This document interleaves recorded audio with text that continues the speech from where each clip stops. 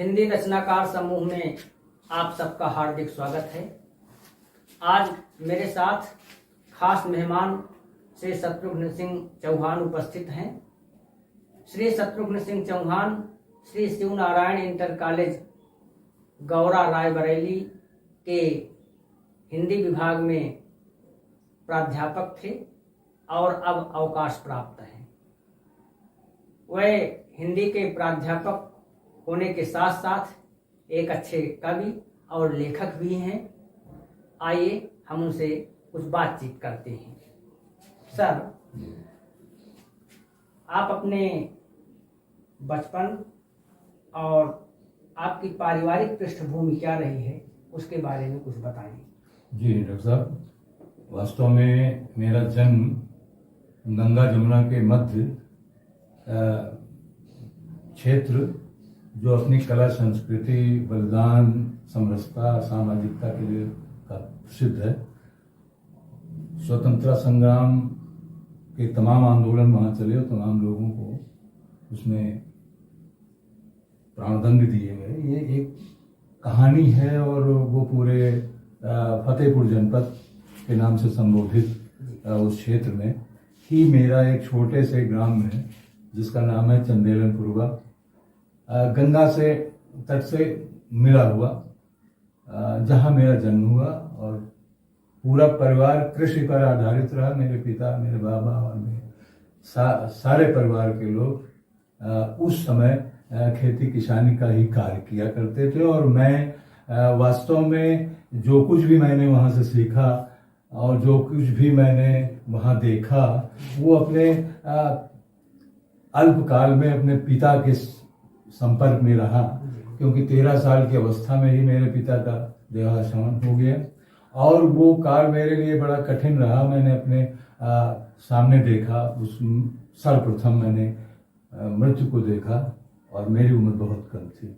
Sir, आप अपनी पढ़ाई लिखाई के बारे में कुछ बताएं। जी, ये मेरे शिक्षा का भार मेरी माँ पर आया और मेरे जो बाबा जी थे, पितामह, उन्होंने इसका भार वहन किया और मुझे इस योग्य बनाने के लिए सर्वप्रथम मुझे मेरी माँ ने ही पूरी प्राथमिक शिक्षा अपने घर में ही, क्योंकि वो एक विदुषी थी और महिला थी और उनको काफी ज्ञान था और उन्होंने इतनी परवरिश की कि मैं प्राथमिक शिक्षा में जाने के लिए घर में ही योग्य हो गया।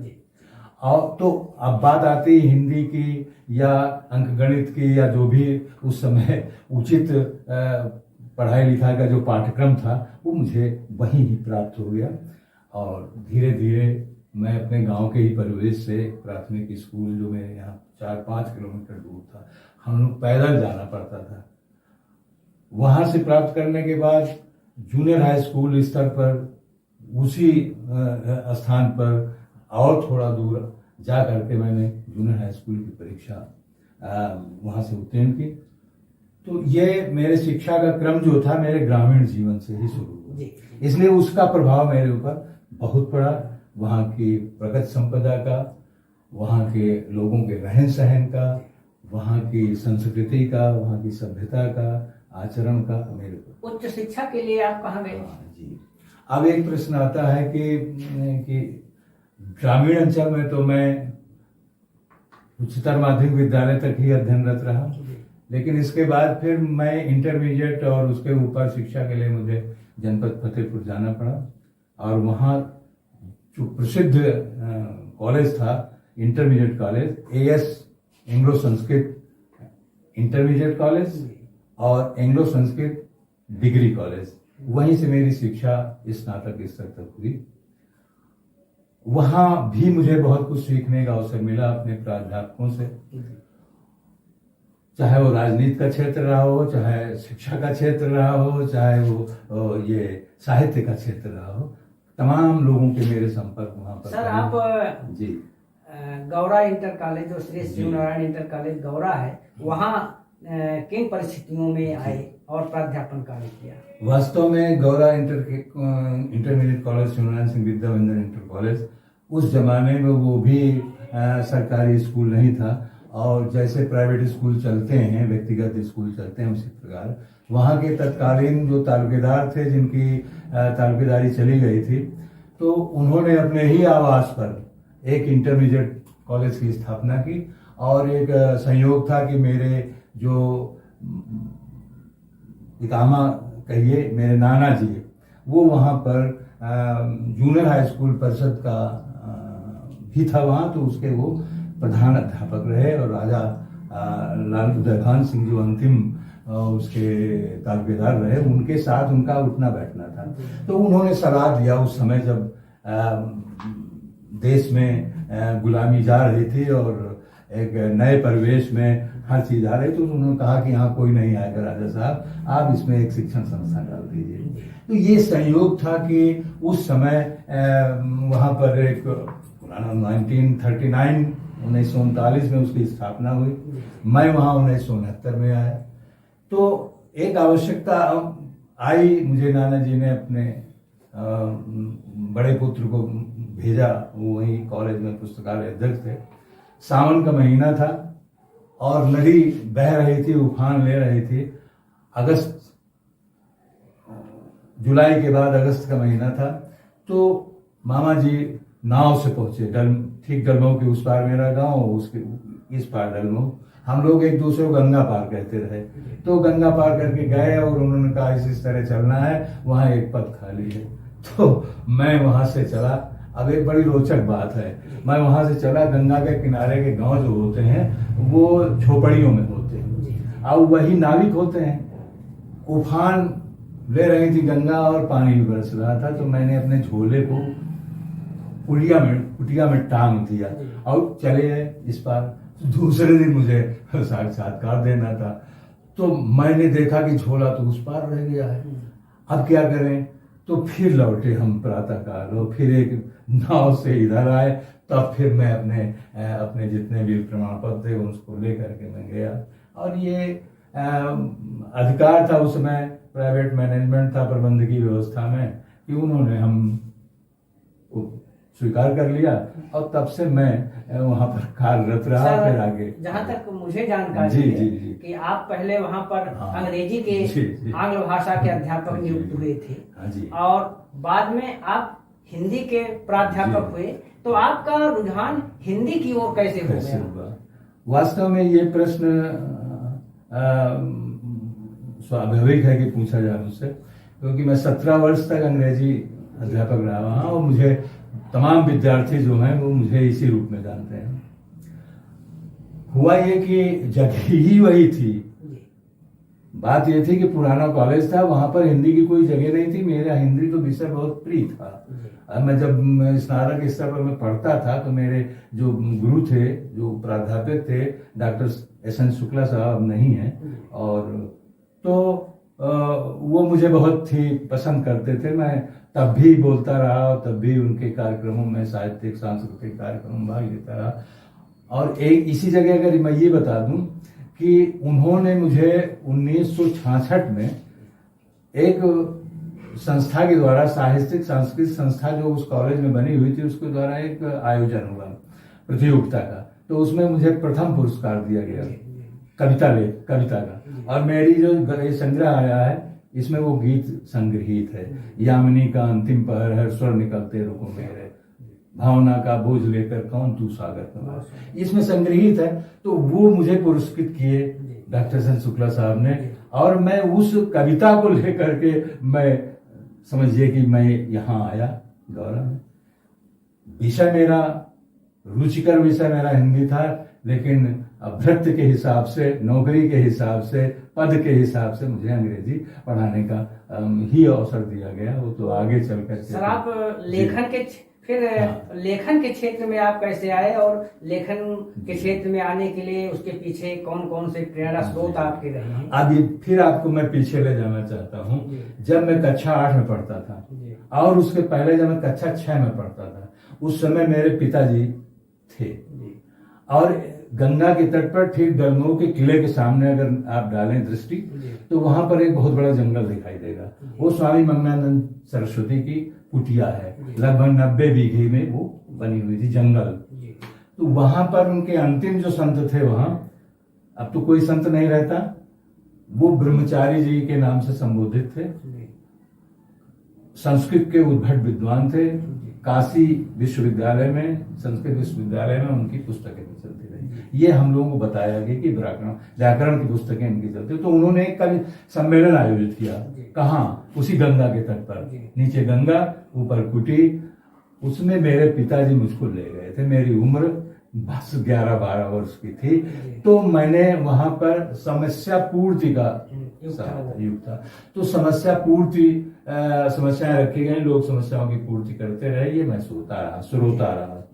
और जब मैं कक्षा 8 में पहुंचा तो एक आपसे एक चीज बता दूं कि मैं शिक्षा के क्षेत्र में मैंने काफी काम किया है और उसके विकास के लिए काफी काम किया। तो जो मैंने देखा कि 20 मई को अध्यापक निकाल दिए जाते थे और जुलाई में फिर अध्यापक आते थे। तो मैं जब कक्षा 8 में पहुंचा तो जुलाई में जो एक अध्यापक आए हिंदी के, वो एमए हिंदी और एलटी थे। कहीं नहीं नौकरी मिली तो जूनियर हाई में चले आए। उन्होंने मुझको देखा।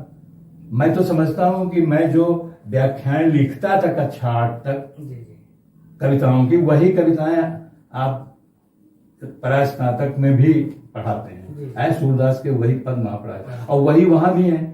तो मुझे याद है कि जिस तरह से मैं उनकी व्याख्या करता था, उनकी काव्यगत विशेषणाएं लिखता था, ये सब देख करके उन्होंने कहा कि मैं तुम्हें समस्या एक दे रहा हूं, समस्या पूर्ति करो। है? तो समझ दिया कि वो एक मृग है और वो जंगल में है और उसका शिकार करने के लिए लोग जो है वीणा लेकर गए हैं और वीणा बजा रहे हैं और जो वीणा की धुन सुन करके सारे मृग हो गए। और उसकी चाल को जब समझा मृग ने कि ये तो हमको जो है बंदी बनाने के लिए आया, तो उन्होंने उसमें कहा कि मारना या काटना, एक बार वीणा की तान फिर से सुनाई गई। ये मुझे समस्या पूर्ति के लिए पंक्ति दी गई। मैंने समस्या पूर्ति की। आगे की पंक्तियां मुझे अविस्मृत हो गई हैं। मैं अगर कोशिश भी करूं तो दूसरी तरह की बन जाएगी। जब आप गौरा इंटर कॉलेज में आए तो गौरा रियासत में जब रियासतें थी तो वहां पर पंत जी वगैरह, उसके बाद भी आजादी के बाद भी पंत वगैरह आते रहे हैं। तो मुझे लगता है कि गौरा रियासत में भी एक साहित्यिक वातावरण था। तो उन सब का प्रभाव भी आपके ऊपर पड़ा या नहीं पड़ा? हाँ, नहीं, बहुत पड़ा। इसलिए कि मैं प्रारंभिक काल से ही मैं कविता के साथ जुड़ा रहा और अपने इंटरमीडिएट में भी मैं पत्रिकाओं में लिखता रहा। और जब मैं डिग्री कॉलेज में गया तो मैंने प्रतियोगिता में प्रथम श्रेणी भी प्राप्त की। तो ये तो मेरा अंदर का था। यहाँ आने के बाद मैंने जो वातावरण देखा, मैंने कभी रजवाड़ा नहीं देखा था। मैं गांव का लड़का, किसान के घर में रहने वाला, मैंने राजा रजवाड़ा तो देखा नहीं था, जहाँ सोने चांदी के बर्तनों में जो है भोजन परोसा जाता था। तो लेकिन एक चीज देखी मैंने कि राजा वास्तव में राजा होते थे। उनके अंदर जो बड़ी कोमलता, मृदुता और बड़ा गुण ग्राहकों को समझने की क्षमता होती थी। तो वहां पर जब मैं गया तो मेरी उम्र 25-26 वर्ष की थी। तो मुझे पहला व्यक्ति जो मिला मेरे कॉलेज में, जो मुझसे सीनियर थे, वो श्री स्वर्गीय गिरधारी राज जी गुप्त थे। अब वो अच्छी कविताएं लिखते थे और रोज मुझको जो है उन्होंने मुझे पहचाना। अब वो बात करके रोज मुझे सुनाते थे। तब मैंने धीरे धीरे वहां की स्थिति को जाना। लाल उदयभान सिंह साहित्य प्रेमी थे। लाल उदयभान सिंह जी कला प्रेमी थे।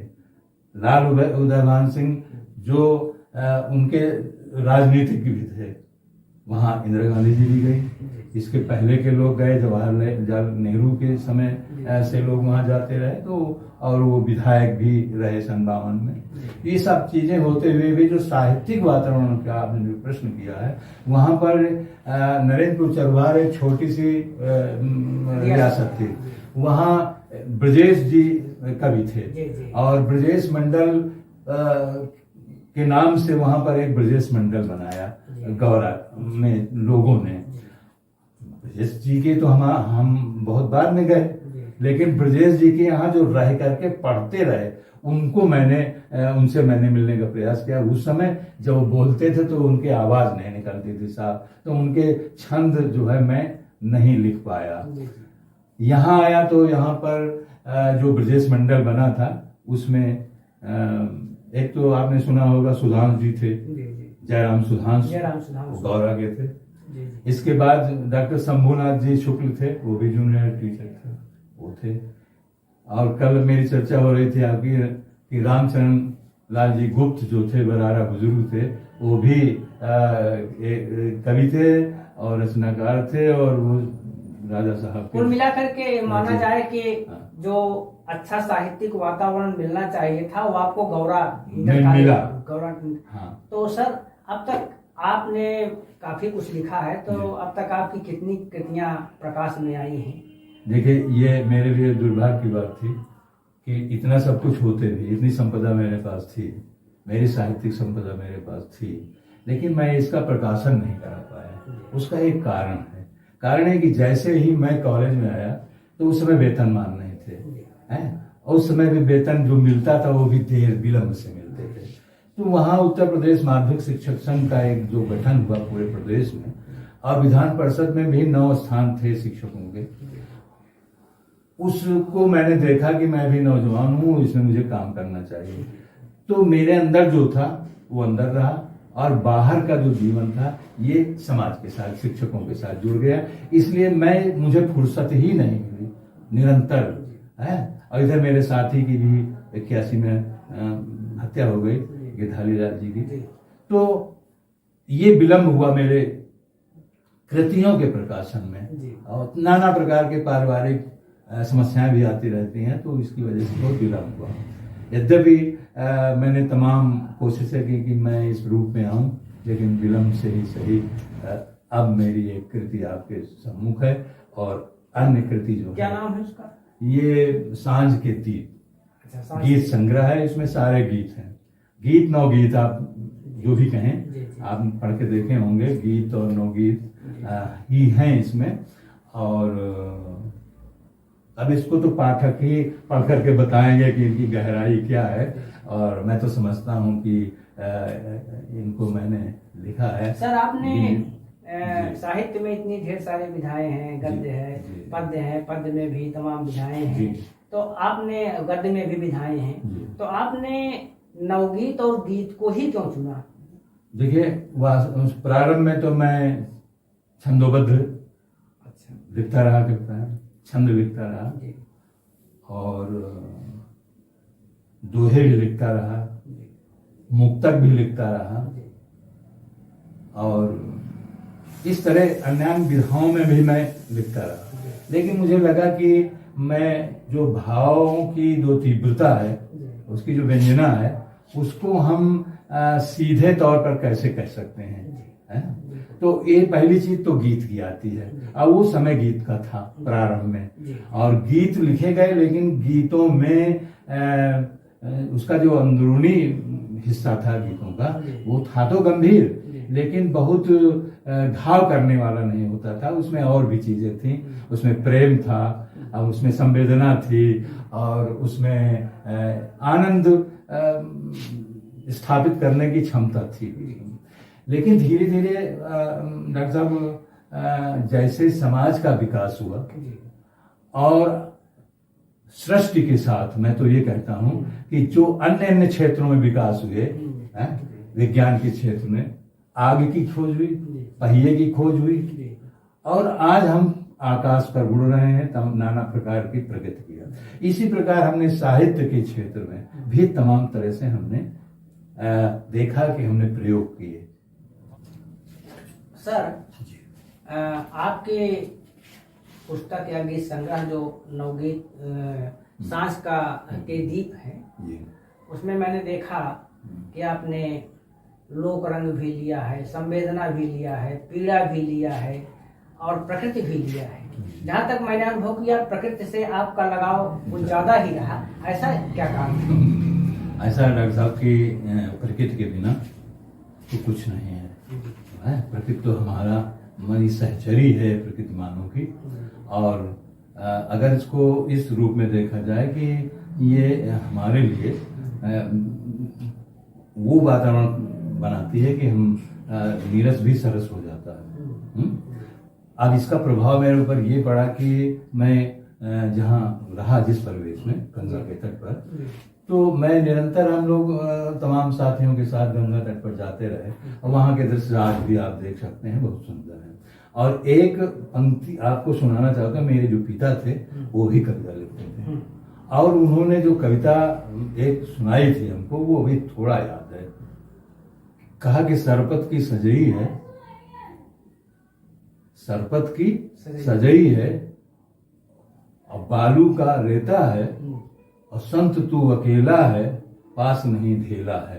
अच्छा, ये उनका संत भगत सिंह नाम था और स्वभाव से वो संत पुरुष थे, इसलिए उनको कहीं आप ऐसा तो नहीं कि पंत जी का आना जाना गौरा में लगा रहता था, उनसे प्रभावित होकर के आप प्रकृति की ओर मुड़े?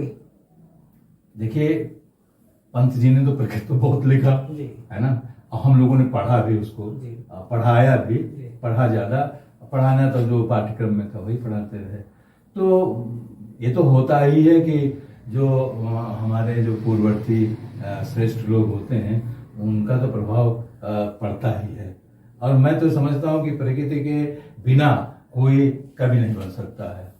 सर, आप अपने कोई नवगीत या कोई कविताएं सुनाएं हम सबको, जी, अच्छा लगेगा। जी, देखिए, मैंने एक गीत लिखा और सामान्य स्थिति में जो परिस्थितियां हैं आज समाज की, उनके लिए हो सकता है ये शब्द जो हैं वो उसके लिए प्रेरणा का स्रोत बने। मैंने कहा कि दर्पण दर्पण रूप रूप छवि एक रूप में देखूं और संबोधन में प्राण तुम्हारे कितने रूप लिखूं। एक बिंदु के अगणित पथ, साकार त्रिभुज वृत्त यज्ञ, क्या बात, मंदिर मस्जिद गिरजाघर सब एक रूप में देखूं और संबोधन में प्राण तुम्हारे कितने रूप लिखूं। युगों युगों की खोज तुम्हारी, गीता कुरान इंजील बन गए और सकल सृष्टि के भीतर बाहर एक रूप में देखूं, संबोधन में प्राण तुम्हारे कितने रूप। तो ये मैंने दिया समाज के लिए कि किस तरह से समाज के अंदर समरसता स्थापित हो। इधर देखा गया है कि साहित्य के क्षेत्र में साहित्य की गुणवत्ता में भी गिरावट आई है जी, और विशेष रूप से ये देखा जा रहा है कि कविताओं में भी जो पाठकीय अभिवृद्धि होनी चाहिए थी वो नहीं हो रही है।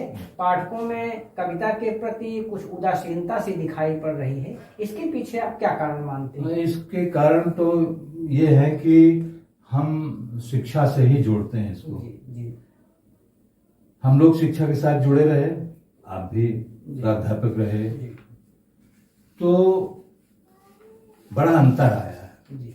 हमारा विद्यार्थी जो है वो बहुत सकरे रास्ते से निकलना चाहता है, उसको बहुत ज्यादा कष्ट न उठाना पड़े, तो पढ़ने का अभ्यास जो है वो विद्यार्थी जीवन से होता है। और अब किसी के अंदर पढ़ने का अभ्यास नहीं रह गया। ये बहुत बड़ी विडंबना है। मैं समझता हूँ कि पाठ की स्थिति पैदा होनी चाहिए लोगों के अंदर, है ना। जब तक किताबें पढ़ी नहीं जाएंगी, लिखी तो जा रही है लेकिन पढ़ने वाला कोई नहीं है, जब तक पढ़ेंगे नहीं। आपने मंच से भी कभी काव्य पाठ किया? हाँ, मंच से किया कभी कभी, लेकिन थोड़ा सा मंची कवि के लिए थोड़ा बहुत स्वर और ये जो लटका झटका है वो आपके पास नहीं है। नहीं, जैसे मैं एक चीज आपको बताऊं, मुझे तब बड़ा अटपटा लगता है जब कम मंच में हो करके कहता है कि ताली बजाइए, ताली बजाइए, ताली बजाइए, है ना, और वो ताली बजाने का आग्रह करता है। मैं कहता हूं कि ताली न बजाइए, मेरी कविता सुन लीजिए,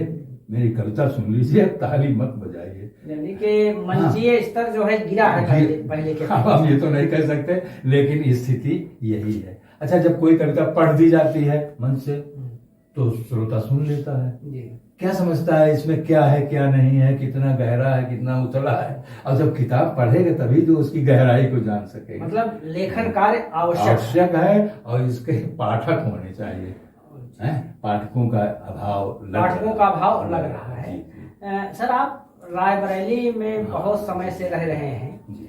और रायबरेली साहित्य के क्षेत्र में किसी समय मील का पत्थर हुआ करता था। जी। आप वर्तमान समय में रायबरेली के साहित्यिक स्तर को किस तरह से देखते हैं? जी हाँ, देखिए ये मैं बताऊं आपसे कि मैं फतेहपुर जनपद का रहने वाला जी। और वहाँ बड़े बड़े साहित्यकार हुए हैं, सोहनलाल द्विवेदी जी, उनको मैंने अपने कॉलेज में ला करके उनको सुना, परिचय रहा। लेकिन यहाँ आने के बाद मैं जब डलमऊ आ गया तो मैं इस पार आ गया और पूरा रच बस गया। अब मैं जब डलमऊ आया तो डलमऊ में मुल्ला दाऊद जी, तो ये मील के जब पठन पाठन शुरू किया तो जायज ही आ गए, आगे और देखा गद्य के क्षेत्र में द्विवेदी जी आ गए, तो भरा पड़ा है। व्याकरण के क्षेत्र में आपके रघुनंदन आ गए, है ना, ब्रजनंदन जी आ गए छंद के क्षेत्र में, है। आगे आधुनिक में श्री बहादुर सिंह भदौरिया के गीतों का एक बहुत बड़ा समझिए कि समय रहा और आज भी देखिए लोग गा रहे हैं। और बैसवारा तो पूरा कविमय है और वहाँ तो एक प्रकार से यानी बैसवारे के साहित्यिक अवदान में भी कोई कमी नहीं आई है, निरंतर बढ़ रहा है। अब एक चीज और थोड़ा सा बता दूं कि गौरा में कई विशाल कल सम्मेलन आयोजित कराए गए है। डॉक्टर शंभुनाथ सिंह उनकी अध्यक्षता में हुआ, भारत भूषण जी उनके उसमें हुआ, छेम जी, आपने श्रीपाल सिंह छेम का अच्छी तरह से सुना है, और सोम ठाकुर, ये सारे लोग बड़े बड़े लोग। अब उनके क्या नाम बताऊं मैं, उनको सुनने का भी अवसर मिला और उनसे बात करने का भी अवसर मिला, तो वातावरण पैदा हो जाता है। अगर कहीं का सम्मेलन, कहीं का गोष्ठी, कहीं इस तरह के कार्यक्रम होता है तो कुछ दिन लोग उसी को गुनगुनाते रहते आप हैं। जी, किस कवि को सबसे अच्छा मानते हैं, अपना आदर्श मानते हैं, चाहे नवगीत के क्षेत्र में हो या किसी अन्य क्षेत्र में, किसको अपना आदर्श मानते हैं, क्यों मानते हैं? जी हाँ, देखिए पठन पाठन के साथ तो मैं जुड़ा रहा और पाठ्यक्रम के साथ जुड़ा रहा, लेकिन जो निराला जी के अंदर जो हमने देखा वो वास्तव में अब उसको मैं किस तरह वर्णन करूं, मेरे प्रिय रहे। मैंने उनके साहित्य का अनुशीलन किया और अध्ययन किया और व्यवहारिक रूप से उनका जीवन देखने को थोड़ा बहुत मिला, तो मैं तो उनको मानता हूं। इसके बाद मैं विद्यार्थी जीवन में कई गीतकारों को पढ़ा, गोपाल दास नीरज को खूब पढ़ा, मैंने बच्चन जी को पढ़ा, इस पार प्रिय मधु है तो मुँह उस पार न जाने। तो ये जो गीतकार थे इनको मैंने सुना, इनको मैंने पढ़ा भी। आगे आपकी लेखन के क्षेत्र में क्या योजना है? लेखन के क्षेत्र में तो मैं तो निरंतर लिखता रहता हूँ। अभी एक अवसर मिला कि यहाँ अमर उजाला में एक कॉलम आता था सिटी माई सिटी में, तो मैं रोज लिखता था, कुछ ना कुछ भेज देता था और छपता रहा। लेकिन इसके अलावा मेरी जो एक पुस्तक आ जाए सब में रस, और शायद वो आपने उसको दृष्टि डाली है उस पर, और वो भी निकट आ रही है। और इसके बाद मैं चाहता हूं कि मैं थोड़ा सा गद्य लिखूं, ये छूता रहा थोड़ा सा, ये कविता लिखना या गीत लिखना थोड़ा सा आसान लगता है, लेकिन गद्य निक्सम बदलती गद्य जो है कवियों के लिए कसौटी है, तो कसौटी है, तो आप समझे कि वो अधूरा है अभी, और उसके लिए बहुत कुछ है। एक प्रश्न और मन में आता है कि हम लोग हिंदी भाषी क्षेत्र में रहते हैं, हिंदी भाषी देश में रहते हैं, लेकिन यहाँ के लोगों में हिंदी के प्रति बड़ी उदासीनता है और हिंदी की प्रगति उस ढंग से नहीं होनी पा रही जिस ढंग से होनी चाहिए। अंग्रेजी हमारे ऊपर लगातार हावी होती जा रही है, तो इसके पीछे आप क्या कारण मानते हैं? इसके पीछे तो देशी राजनीतिक कारण ही रहा है ना, और भारत की भौगोलिक जो स्थिति रही उसमें जो दक्षिण और उत्तर का जो प्रश्न रहा वो आज भी विद्यमान है, और जिसने भी इसको आगे बढ़ाने का प्रयास किया वो किसी न किसी आंदोलन को झेलना पड़ा। और इधर क्या हुआ ये तो अपनी जगह पर है, लेकिन ये हमारा भी तो दायित्व था कि हमने सोचा कि अंग्रेजी में ही नौकरी मिलती है ना। और देखिए कि जो छोटे छोटे स्कूल खुले हुए हैं वहाँ अंग्रेजी नहीं पढ़ाई जाती, लेकिन लिखा रहता है अंग्रेजी मीडियम, क्योंकि अंग्रेजी भी जानना और पढ़ाना बहुत आसान नहीं है। लेकिन हमारे जो गार्जियंस हैं, हमारे जो जिनके पाल्य हैं, उनको सोचते हैं कि इसी में ही इनका कल्याण है। समझ, एक कारण ये बहुत मुख्य हुआ कि लोगों का रुझान जो था अपनी हिंदी से अलग हो गया। सर, अंतिम प्रश्न एक है जी जी कि आप अपने पाठकों के लिए क्या संदेश देना चाहते हैं? अब पाठकों के लिए यही संदेश देना चाहते हैं कि कम से कम वो पुस्तकें पढ़ें, है ना। और जो साहित्य सृजित हुआ है, चाहे वो वैदिक काल का रहा हो, चाहे मध्यकाल का रहा हो, चाहे आधुनिक काल का हो, जब भी अवसर मिले उसको पढ़ना चाहिए, है ना। उसको किसी अलग दृष्टिकोण से नहीं सोचना चाहिए। मैं समझता हूँ कि सबसे ज्यादा तो हिंदी को हमारे भक्तकालीन कवियों ने बहुत बढ़ाया है। गोस्वामी तुलसीदास जी ने जो रामचरितमानस की रचना की, उसको दूसरे दृष्टिकोण से कभी उन्होंने उन प्रश्नों को नहीं उठाया जो अप्रासंगिक है ना। प्रसंग बस ही जो प्रश्न उठाया उन्होंने, लेकिन भाषा को बहुत पुष्ट किया कि नहीं किया है। और ये जो है पाठकों के लिए उचित है कि जो जिस स्थिति में हो कुछ न कुछ